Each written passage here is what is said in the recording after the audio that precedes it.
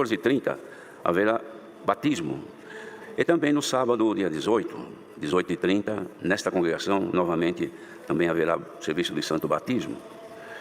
Teremos culto para jovens no dia 18, na congregação do Ipiranga e na Vila Ema. Teremos também um ensaio de aprimoramento musical no dia 18, 9 horas, na Casa de Oração do Ipiranga. Ensaio de aprimoramento musical para a família das madeiras. São os instrumentos que pertencem a essa família. Devem estar os irmãos encarregados regionais, examinadores, encarregados locais e os instrutores do grupo de música. Independente também do instrumento que tocam, então todos eles. E músicos que tocam instrumentos dessa família. Devem estar neste ensaio de aprimoramento musical. Todos vestidos com traje social.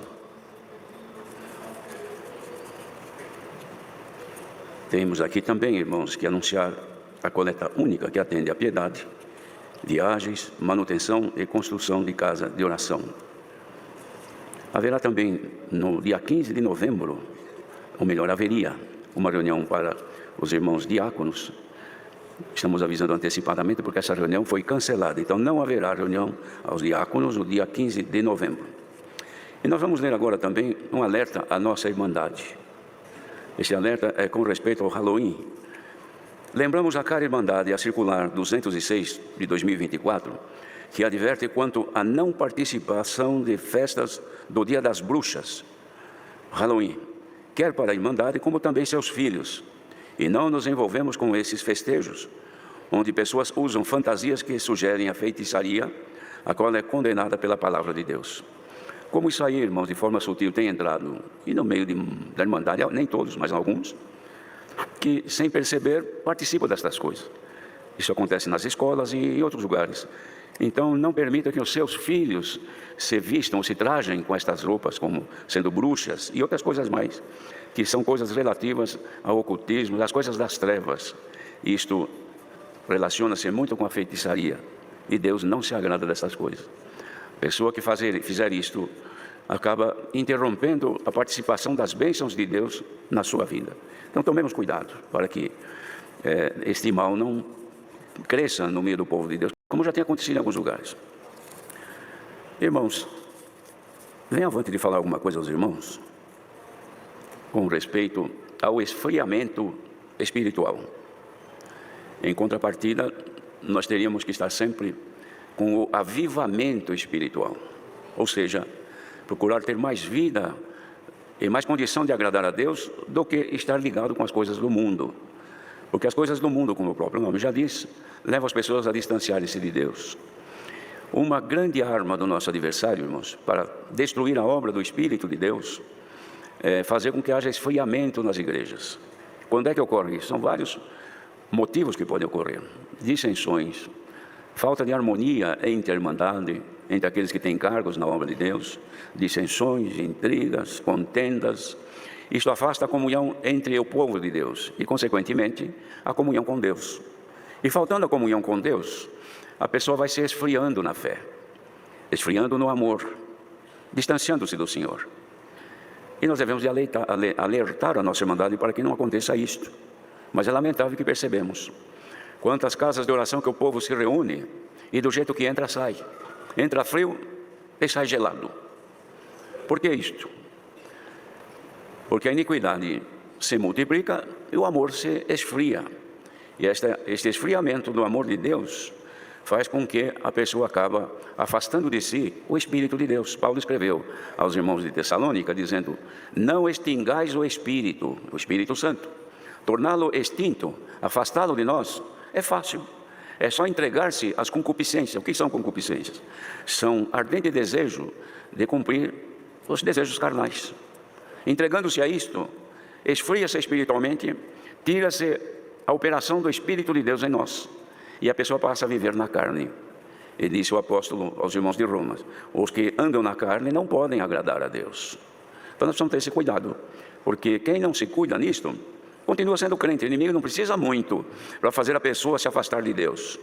É só ir colocando aquilo que é dele devagarinho. vai colocar uma coisa hoje, um costume, um vício, uma prática que não agrada a Deus, a pessoa vai se ajeitando, vai indo. Chega uma hora que não tem mais o controle do Espírito de Deus. Então anda conforme seus desejos. Tudo o que tem vontade de fazer é como um veículo que perdeu o freio. Qualquer descida ninguém segura, que não breca mais, não para mais. Assim é a vida dos que se esfriam. E começa isso até dentro das igrejas.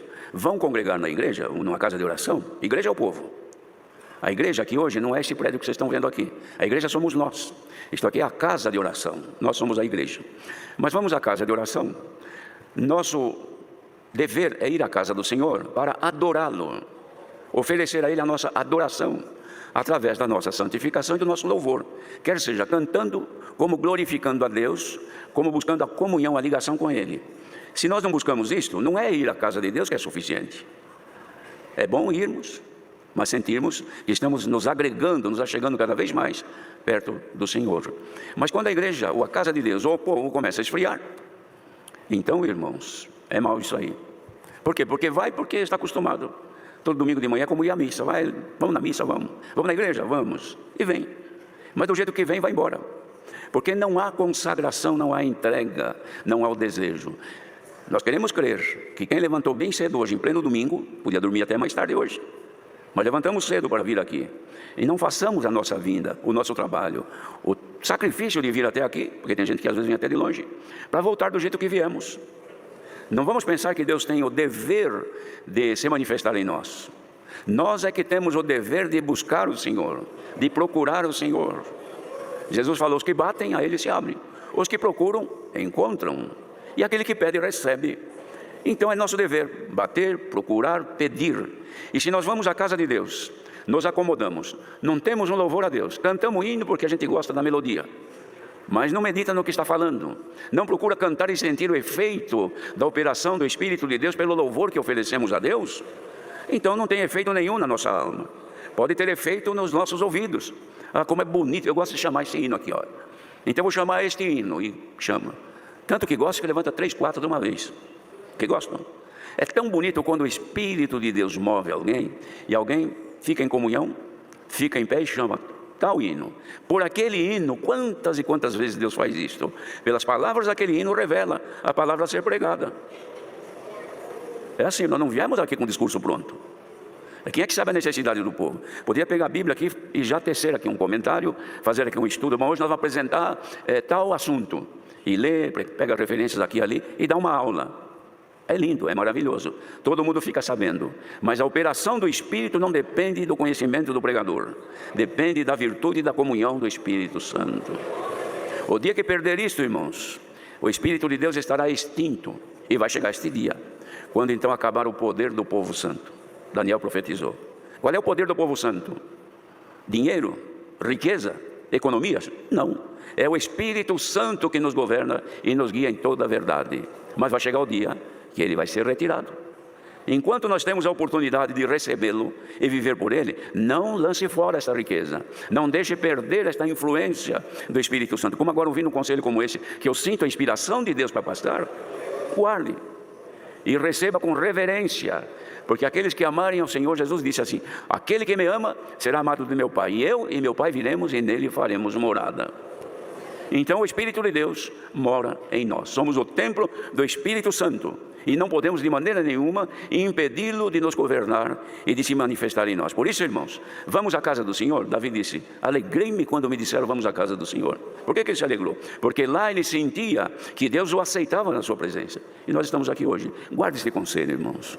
Não deixemos que a iniquidade faça esfriar a comunhão do Espírito Santo em cada um de nós. É o que me veio avante de passar a irmandade. Chamemos um hino.